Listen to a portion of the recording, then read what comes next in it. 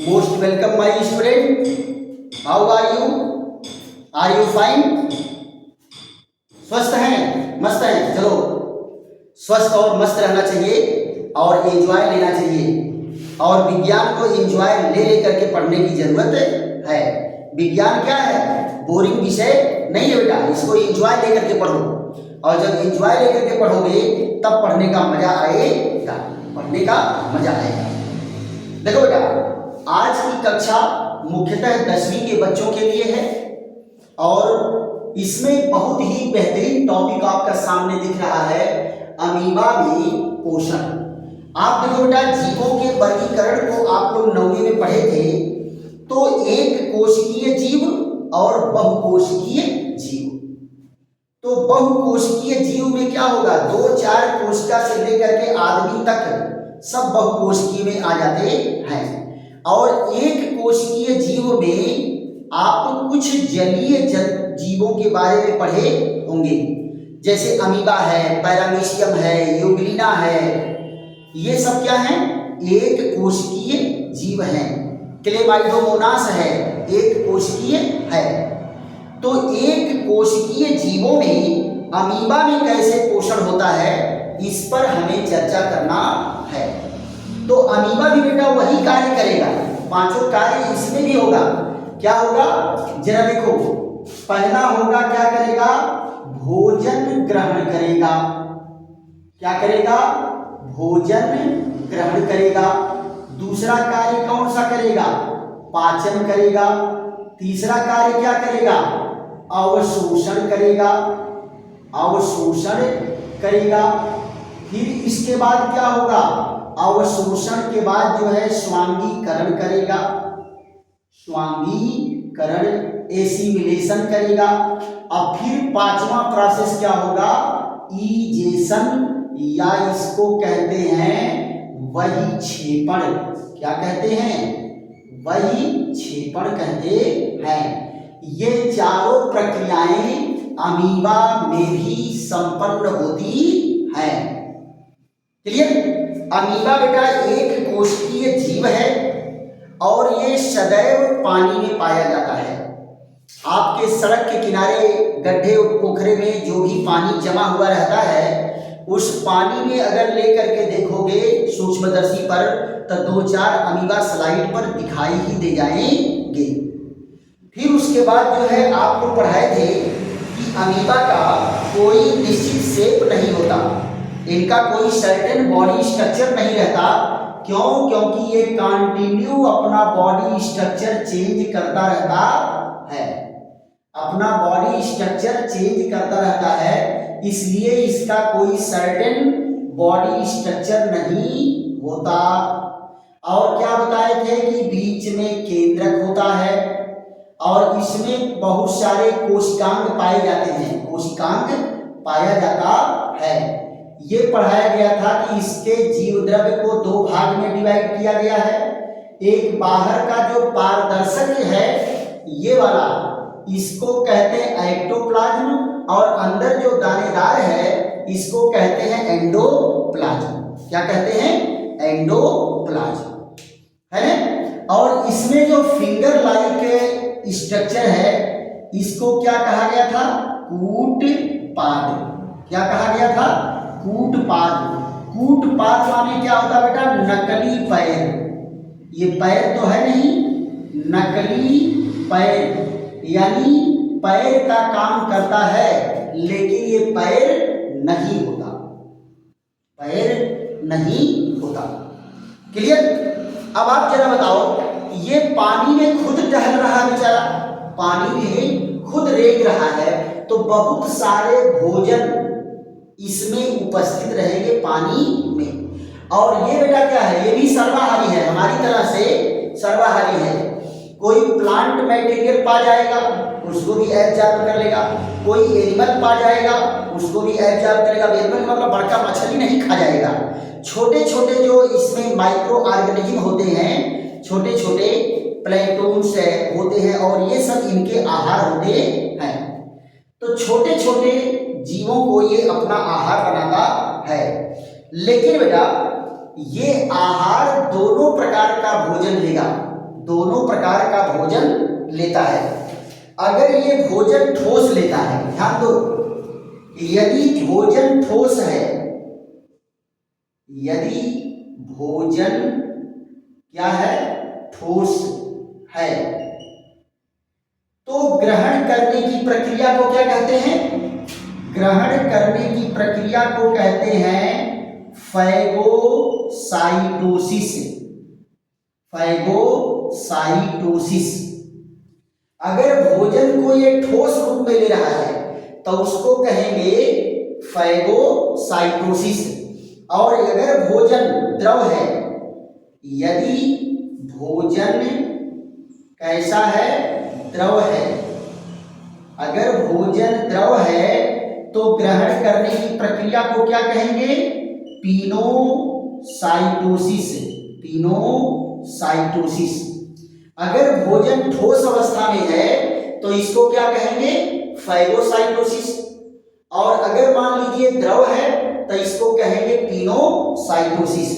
अब जरा देखो बेटा, पिनोसाइटोसिस में क्या होता है? जब लिक्विड सब्सटेंस इसके कांटेक्ट में आता है तो एक पतली ट्यूब लाइक स्ट्रक्चर बन जाता है और इसमें सारे लिक्विड भर जाते हैं। अब फिर यहां से छोटी छोटी थैली के रूप में ये अलग होकर के ये क्या बना देते हैं? Food vacuole. क्या बना देंगे बेटा? फूड वैक्यूल बना देते हैं। इसको क्या कहते हैं? फूड वैक्यूल, यानी खाद्य रिक्तिका। खाद्य रिक्तिका। दूसरा जरा देखो, जब ठोस भोजन को ये ग्रहण करेगा तो यहां देखो क्या होगा? दोनों सक्रिय और निष्क्रिय दोनों प्रक्रिया द्वारा जो है ये भोजन ग्रहण करता है। सक्रिय प्रक्रिया द्वारा भोजन ग्रहण करेगा तो उसमें क्या करेगा? अगर कोई भोज्य पदार्थ इनके कांटेक्ट में आया तो ये सूडोपोडिया से उसको घेर लेते हैं। क्या करेंगे? सूडोपोडिया से घेर लेते हैं। तो जरा सक्रिय वाले को देखो तो, मान लो ये भोजन आ गया बेचारा, टहलते घूमते तैरते हुए ये भोजन आ गया, तो अगर ये भोज्य पदार्थ भागने वाला है तो ये उनको भागने नहीं देगा। क्या करेगा? इनके चारों ओर बहुत सारे सूडोपोडिया बना लेता है और बहुत सारे सूडोपोडिया बना करके उनको घेर लेगा। सूडोपोडिया बना के घेर लेगा और उसके बाद क्या होगा? ये भोज्य खाद्य धानी बन जाएगा, चला गया अंदर, इसके चारों ओर एक आवरण घेर लेगा। ये अब ये भोजन बेचारा आ गया अंदर, अमीबा फिर इनको पैक कर लेता है। क्या कर लेगा? अपने अंदर पैक कर लेता है। ये इसका केंद्रक है और यहाँ देखो भोजन क्या है, आ गया यहाँ और एक बना दिया क्या? फूड वैक्यूल बना देता है। क्या बना देता है? फूड वैक्यूल बना देता है, खाद्य रिक्तिका बन जाती है। बेटा देखो, इसको हिंदी में क्या कहते हैं? खाद्य रिक्तिका। खाद्य रिक्तिका कहते हैं, ये बन जाती है। तो ये तो बेटा एक्टिव मोड है। ये क्या है? ये एक्टिव मोड का भोजन ग्रहण करने का तरीका है। क्लियर? दूसरा देखो, पैसिव मोड क्या होगा? निष्क्रिय अवस्था क्या होगा? ये अमीबा अपने आप पड़ा हुआ है बेचारा पानी में, ये अपना एंजॉय ले रहा है, आराम से पानी में पड़ा हुआ है। अब कोई भोजन ऐसा आ रहा है जो कि वो खुद हिलडुल नहीं सकता, तो ये अपने आप भोजन जो है इसमें धंसता चला जाता है। जैसे गुब्बारे में उंगली नहीं धंसती है, गुब्बारे में उंगली धंसती चली जाती है, वैसे ये इसमें धंसता चला जाएगा और धंसता चला जाएगा तो एक समय क्या आएगा? ये भी अंदर क्या बना लेगा? फूड वैक्यूल बना लेता है। अंदर बना लेगा क्या? खाद्य धानी बना लेगा। ऐसे देखो, खाद्य धानी बन गया और ये इसका क्या है? केंद्रक है। ये किसका केंद्रक है। अब जरा देखो दोनों मोड से जो है ये भोजन ग्रहण कर लिया, एक्टिव मोड में भी भोजन ग्रहण कर लिया और इनएक्टिव मोड में भी भोजन ग्रहण कर लिया, राइट। अब भोजन ग्रहण करने के बाद क्या होगा, पाचन की क्रिया होगी।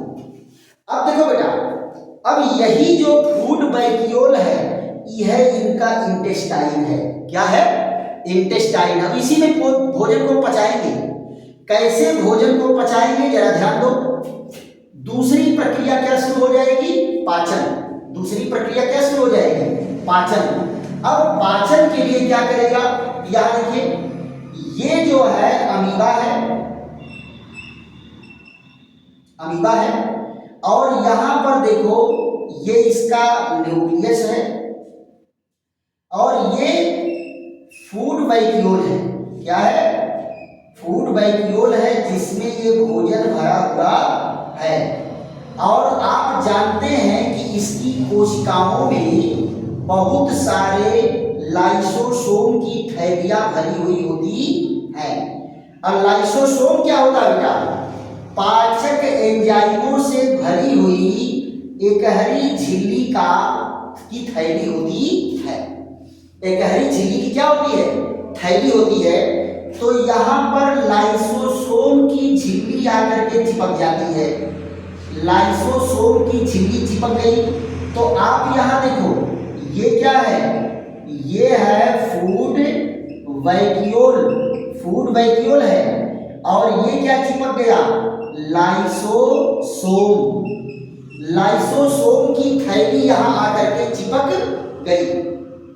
अब लाइसोसोम की थैली चिपक गई तो क्या करेगा, इसमें से बहुत सारे पाचक रस अंदर प्रवेश कराएगा और ये इसके अंदर ही घुल जाएंगे। क्या होंगे, भोजन पच करके पूरा घुल गया, पूरा घुल गया।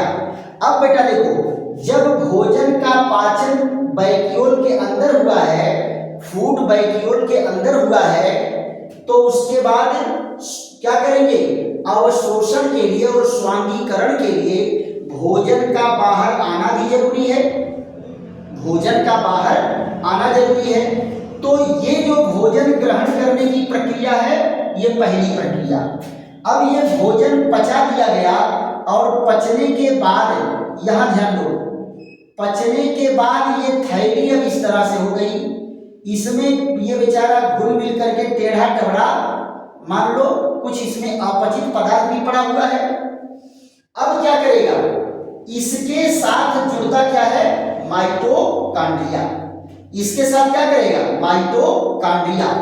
और जैसे ही माइटोकॉन्ड्रिया जुड़ा, ये हवाई जहाज हो जाएगा। क्या हो जाएगा, हवाई जहाज। इसमें कौन सी प्रक्रिया होगी, साइटोसिस। ये पूरा जो है साइटोप्लाज्म में राउंड लगाना शुरू कर देगा, राउंड लगाना शुरू कर देगा। अब आप जरा ये बताओ बेटा, आप लोग पता नहीं लगाते कि नहीं लगाते, हम लोग तो बचपन में खूब लगाते थे। पहले नील आता था पाउडर वाला, पहले नील पाउडर वाला आता था, तो उसको ले आते थे हम लोग बाजार से वो करके। तो ऐसे पाउडर को अगर पानी में डायरेक्ट डाल दो तो उसमें छोटे छोटे टुकड़े जो है तैरते रहते थे। अब कपड़े को डालने के बाद उस कपड़े पर भी जो है वो चिपक जाता था, तो कपड़ा देखने में अच्छा नहीं लगता था। तो हम लोग क्या करते थे, पहले नील को ले करके एक सूती कपड़े में एक पोटली बनाई जाती थी और उस पोटली को बाल्टी में ऐसे हिलाते थे तो सारा नील घुल करके जो है पानी में चला जाता था और वो एकदम बराबर जो है सभी जगह पर वितरित हो जाता था। तो यहाँ जरा देखो, यहाँ से भोजन जो है अपने आप निकलता है। जब ये माइटोकॉन्ड्रिया इसको दौड़ाए से काम करो, इतना आप लोग नोट कर लीजिए, स्क्रीनशॉट ले लीजिए। और उसके बाद स्वांगीकरण और अवशोषण पढ़ाते हैं, फिर उसके बाद वही क्षेपण पर चर्चा चलती है।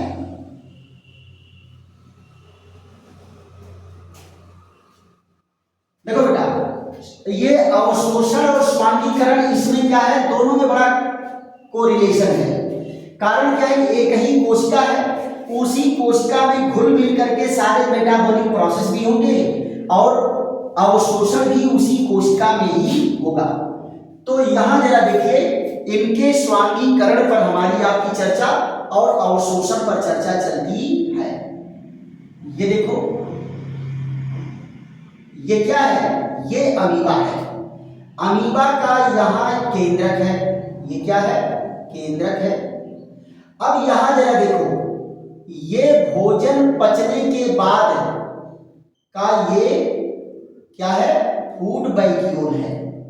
और इस फूड वैक्यूल से क्या जुड़ गया? माइटोकॉन्ड्रिया। कौन जुड़ गया? माइटोकॉन्ड्रिया। ध्यान दो बेटा, ये क्या है? फूड वैक्यूल, खाद्य रिक्तिका। और ये क्या जुड़ गया इससे? माइटोकॉन्ड्रिया। क्या जुड़ गया? माइटोकॉन्ड्रिया जुड़ गया। ये अब ये देखो बेटा, ऊर्जा लेकर के ये इससे जुड़े हुए हैं, इसमें खूब ऊर्जा भरी रहती है। माइटोकॉन्ड्रिया में खूब ऊर्जा भरी रहती है। और जैसे ही ये इससे जुड़ेगा, ये तुरंत जो है राउंड लगाना शुरू कर देता है। ये तुरंत राउंड लगाना शुरू कर देगा। अब ये हो गया हवाई जहाज। क्या हो गया? हवाई जहाज हो गया। ये पूरा राउंड लगाना शुरू कर देगा, है? राउंड लगाना शुरू कर देगा। यहां देखो कौन जुड़ा हुआ है? माइटोकॉन्ड्रिया। कौन जुड़ा है? माइटोकॉन्ड्रिया। अब इनको खूब दौड़ा रहा है ना? और जब इनको खूब दौड़ाएगा तो इसमें से विसरण द्वारा भोजन निकल करके कहां जाएगा? जीव द्रव्य में। ये विसरण द्वारा निकल करके कहां चला गया? सारे भोजन कहां चले गए? जीव द्रव्य में चले गए। तो आप जरा बताओ, कोशिकाएं इसको ग्रहण कर ली कि नहीं? सारे पचे हुए भोज्य पदार्थों को कर लिए। और ये जो गति होता है, जो ये चक्कर लगा रहे हैं, इस चक्कर को क्या कहते हैं? साइक्लोसिस। क्या कहते हैं बेटा? साइक्लोसिस द्वारा ये राउंड लगाएंगे और सारे भोज्य पदार्थ जो है अमीबा के कोशिका द्रव्य में, साइटोप्लाज्म में घुल करके पहुंच जाते हैं और वहीं पर इनका स्वांगीकरण होता है। तो ये क्या है? कैसे जो है खाद्य रिक्तिका में से भोजन जाएगा, तो इसको क्या कहेंगे? साधारण विसरण द्वारा ये जाता है। अब देखो बेटा, ध्यान देने वाली बात है कि जब ये सारा भोजन इसका जितना जरूरी था, जब वो निकल करके जीव द्रव्य में चला गया, तो ये खाद्य रिक्तिका क्या होगी? माइटोकॉन्ड्रिया उसको छोड़ के अलग हो जाएंगे। कहेंगे हमारा काम हो गया। क्यों? क्योंकि माइटोकॉन्ड्रिया को ही तो भोजन चाहिए। ये जो भोजन गए हैं, ये अंत में कहां पहुंचेंगे? माइटोकॉन्ड्रिया में। और वहीं पर होगी श्वसन की क्रिया और उसी माइटोकॉन्ड्रिया में बनेगी ऊर्जा। क्लियर? तो माइटोकॉन्ड्रिया क्या कहेगा? अब तो हमारा काम हो गया, अब तुम हमारे लिए बेकार हो, अब तुम बाहर निकल जाओ तो ही बढ़िया है, घर में तुम्हारे रहने की जरूरत नहीं है। अब ये क्या करेगा? फूड वैक्यूल एक जगह सेटिल हो जाता है। एक जगह क्या हो जाएगा? सेटिल हो जाएगा। अब ये डिस्को डांस नहीं करेगा। यहां देखो, ये एक जगह ये न्यूक्लियस है और ये जो है फूड वैक्यूल है। इसमें बहुत सारे अब कचरे बचे हुए हैं। क्या बचा हुआ है? कचरा बचा हुआ है। अब ये अमीबा क्या है? अमीबा आगे बढ़ेगा। सूडोपोडिया की सहायता से अमीबा क्या है? आगे बढ़ रहा है। अब ये बेचारे कहीं हिलेंगे डुलेंगे नहीं। तो अगर मान लो अगल बगल के सारे लोग आगे बढ़ रहे हैं, ध्यान दो, अगल बगल के सारे लोग आगे बढ़ रहे हैं, तो जो नहीं चलेगा वो पीछे छूट जाएगा कि नहीं छूट जाएगा? तो अमीबा आगे बढ़ रहा है। अब फूड वैक्यूल जब वही रहेगा तो ये पीछे खिसकता चला जाएगा। किधर खिसकता चला जाएगा? पीछे। और जैसे ही ये प्लाज्मा लेमा के कांटेक्ट में आएगा, देखो क्या होगा? प्लाज्मा लेमा के कांटेक्ट में आते ही ये प्लाज्मा लेमा फट जाता है और सारा जो फूड इसमें जो भरा हुआ था, ये सब जो है बाहर आ जाता है। सारे वेस्ट मटेरियल क्या गए? बाहर आ जाते हैं। यहां देखो, ये है न्यूक्लियस, और ये जो है ये देखो जैसे ही इसके कांटेक्ट में आया ये सब ये पूरा खुल जाता है। अब खुल गया तो ये सारे मटेरियल बाहर आ गए। अब फिर ये प्लाज्मा लेमा जुड़ करके ये कंप्लीट अमीबा का निर्माण कर देगा। जैसे पहले अमीबा था वैसे अमीबा हो गया। अब खाद्य रिक्तिका अपने अपशिष्ट पदार्थों के साथ बाहर निकल जाता है। तो इस प्रक्रिया को क्या कहते हैं बेटा? इस प्रक्रिया को कहते हैं ईजेशन। ईजेशन या वही क्षेपण। क्या कहेंगे? ईजेशन या वही क्षेपण। तो आज हम लोग क्या पढ़ लिए कि अमीबा कैसे पोषण करता है, अमीबा कैसे भोजन ग्रहण करता है, अमीबा कैसे भोजन पचाता है, अमीबा का स्वांगीकरण और अवशोषण कैसे होता है, स्वांगीकरण और अवशोषण कैसे होता है, फिर इनका बहिक्षेपण कैसे होता है, यानी अपचित भोज्य पदार्थों को ये कैसे बाहर निकालता है। इनके लिए बेटा कोई विशेष अंग नहीं होता कि उस अंग के द्वारा ये अपने मल पदार्थ को बाहर निकालेंगे। ये कोई जरूरी नहीं कि ये जो है यही कांटेक्ट में आए, यहाँ कांटेक्ट में आए तब निकल जाएगा, यहाँ कांटेक्ट में आए तब निकल जाएगा, सीधे पानी में बाहर निक्षेपित कर देता है। तो ये बेटा क्या है? अमीबा में पोषण की प्रक्रिया ही। आशा है कि आप लोगों को खूब ढंग से समझ में आया होगा, और अगर समझ में आया है तो खूब लाइक करो, शेयर करो, सब्सक्राइब करो और कमेंट भी करो, है ना? चलिए फिर मिलते हैं ऐसे ही बेहतरीन वीडियो के साथ। थैंक यू, धन्यवाद।